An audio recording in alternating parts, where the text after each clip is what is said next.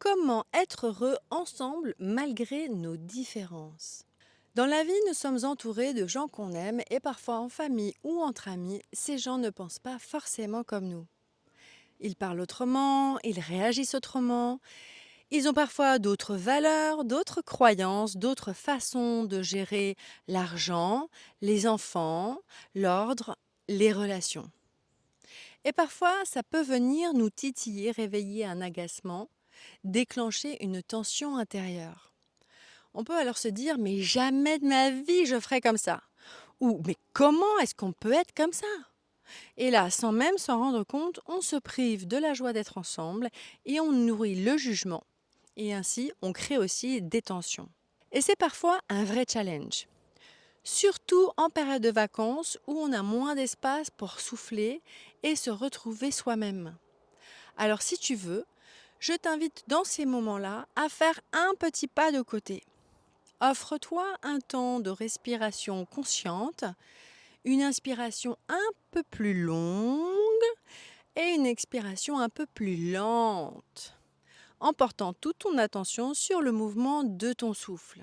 Quand tu as reconnu ce qui vient titiller et que tu as pris ce temps pour respirer, tu peux entrer dans un peu de détachement vis-à-vis de tes attentes et de tes exigences.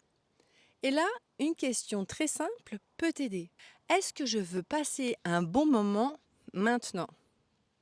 Est-ce que j'ai envie de passer de bonnes vacances? C'est déjà une prise de conscience qui te permet de redescendre en pression et de changer ton attitude.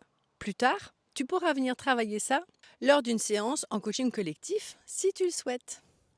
Pour en revenir à cette situation, tu peux alors entrer dans une forme de détachement de tes attentes et de tes exigences sur l'autre. Pourquoi? Parce que si toi aussi tu as un besoin de liberté, alors comment est-ce que tu peux avoir autant d'exigences et d'attentes vis-à-vis des autres? Le détachement, ce n'est pas je me mets à distance, c'est je lâche mon besoin de contrôle sur l'autre. C'est quand on n'a plus d'attentes, plus d'exigences, que chacun peut évoluer librement et sans se sentir privé et sans se sentir jugé. La relation peut alors s'épanouir parce qu'on n'est plus dans le devoir de se conformer et on n'essaye plus de convenir, et c'est là que la magie opère. Parce que c'est créer le lien. On se transmet alors nos différences, on s'explique nos façons de faire, nos connaissances et nos façons d'être. C'est là où on vient enrichir la relation. On se réjouit à nouveau, la pression n'existe plus, on découvre et on se sent enfin libre, accepté et aimé.